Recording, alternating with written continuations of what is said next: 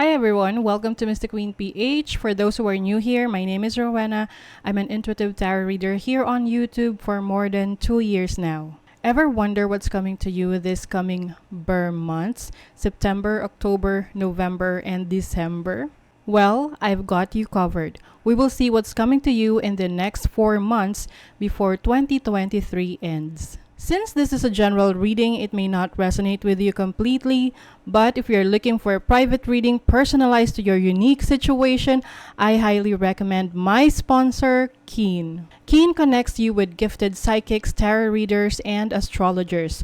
All you have to do is to create an account and you'll be able to choose from the hundreds of readers who are online right now. These readers each have unique specialties designed to provide a deeper understanding of your situation. You can choose whichever reader best suits your needs and you'll be able to connect with them via phone call or text chat. You can have a reading in an instant whenever you want, wherever you are, because Keen is available 24 hours a day, 7 days a week, so you don't have to wait for a schedule. I've been using Keen for more than 6 months now, and Keen has been my go-to psychic app whenever I need clarity. I remember one of my favorite psychic tarot readers predicted that I will get myself into a business before the year ends, and it's currently happening now, and things are doing well with it. That's why it's still best to get a personal psychic reading because it is directed only to your energies. Now, here's your chance to get a personalized reading from Keen. As a new customer in Keen, you can try your first 10 minutes for only $1.99, which is up to $99 in savings. And that's already a great deal to start.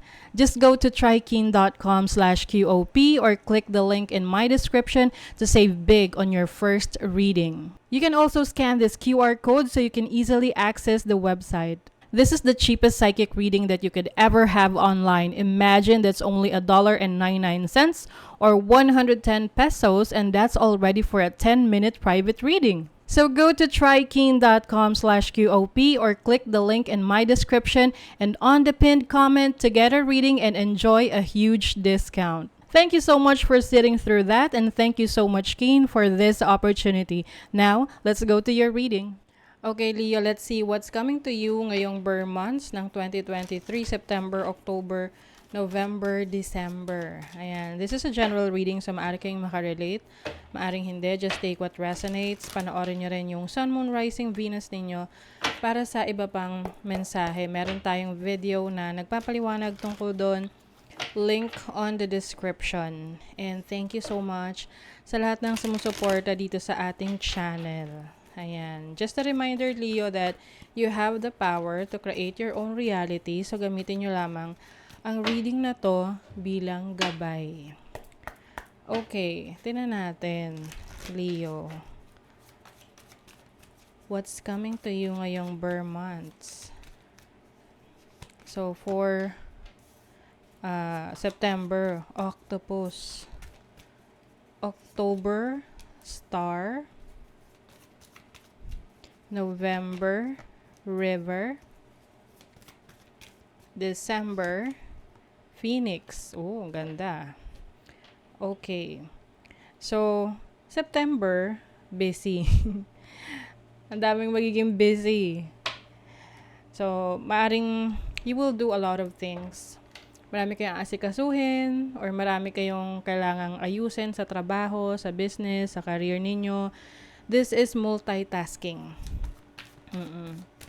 So, maari ring may mga creative ideas kayo ngayon na gusto nyong subukan, gusto nyong isabay yung pagninegosyo sa trabaho nyo, sa career nyo, and vice versa, no? So, you want to be more productive, no? So, mas magiging productive ka ngayong September. The star. Grabe, dalawa yung star, oh. This is like a wish fulfillment for you. So, September pa lang, nagpaparamdam na sa'yo yung mga goals mo, yung mga dreams mo, yung mga pangarap mo. Na unti-unti mo na nakikita yung resulta ng trabaho mo, no? Ng in-effortan mo. And then, meron din source of inspiration ngayong September. This is also about healing. So, yung iba, you will make yourself busy Kasi yan yung paraan ninyo para ma-divert yung attention nyo.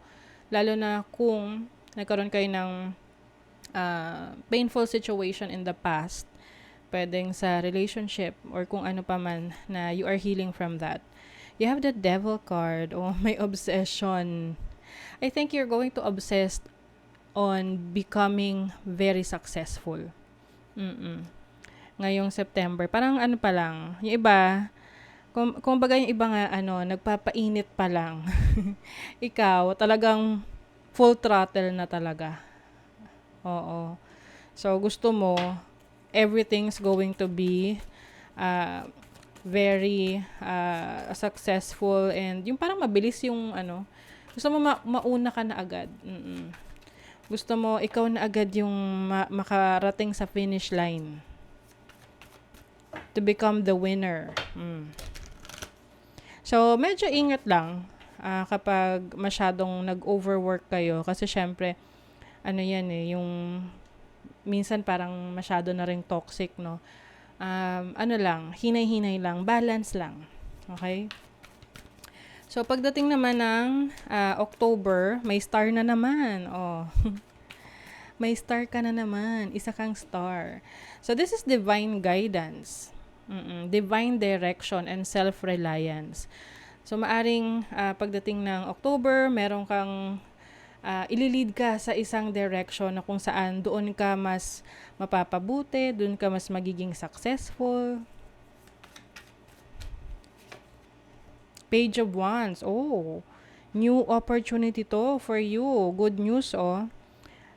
Can be travel opportunities for you or isang exciting new beginning na finally magagawa mo na. Page of Swords. Oh, yung iba sa inyo, learning opportunities, pwedeng mag-aaral kayo sa ibang bansa or meron kayong opportunity na may matutunan na bagong skill that will help you in achieving your dreams. Ayan. So, more on pag-aaral, research pagdating ng October. Okay? So, November naman, meron ditong river. River is like emotions, no? Ito rin yung malalim na emotion mo na hindi mo pa na-express. And this is also forgiveness. Maaring meron kang patatawarin. Oo, yun na nga. Yung from the past. The Hanged Man. Kasi napagtanto mo, napagnilay-nilayan mo, na hindi makakatulong sa'yo yung pagdadala ng sama ng loob. Mas lalo lang nagpapabigat ng kalooban mo. And you're going to forgive someone. Na pwedeng matagal mo ng matagal ka nang may sama ng loob doon. Po-forgive mo na siya. Para ready ka na mag-let go ng mga nega energies bago matapos ang taon. So, yeah, maganda yon. At least, 'di ba, nabawasan na yung yung mga dinadala mo diyan. Yung mga sama ng loob. Oo. And you are also going to be more responsible, no, sa sarili mo, sa mga actions mo. You're becoming more mature. You're going to be the bigger person in this situation. Hindi naman kailangan na magkita kayo ng taong yun tapos sabihin mo sa kanya, pinapatawad na kita. Hindi naman kailangan ganon. Kasi ang forgiveness it's like a feeling that you give to someone. Sabihin mo man yun o hindi. Kasi obviously, kung hindi mo pa napapatawad ang isang tao, kumbaga, ang negative ng energy mo para sa kanya towards that person. But for you, you're going to forgive that person because ayaw mo lang magdala na ng sama ng loob. And pwede rin tong forgiving yourself. You're also going to forgive yourself. So, pagdating ng December, Phoenix. O, diba? Pag Phoenix, diba? Rising from the ashes. Oh. So, it's like a renewal. This is a brand new you. Bagong ikaw. So, ready ka na. Bago magsimula ang 2024. Ka na? Bagong ikaw. Transformation. The world. Ang ganda. So, merong nag-end na chapter sa buhay mo because something is beginning. O, ayan. Seven of Swords. Anything na yung mga trust issue, sama ng loob mo sa isang tao or mga bagay na nakapagpa-inis sa'yo. Tatanggalin mo na yan. December pa lang. Capricorn, you're going to achieve something, especially in your career. Yes. Achievement. Achieving your goals. And also Aries, action. Yes. Yung achievement mo, base yan sa mga magiging actions mo. So, the more you take action, the more achievements you will get. Okay? So, that is your reading, Leo. Kung nagustuhan nyo ito, naka-resonate kayo, mag-comment kayo dyan.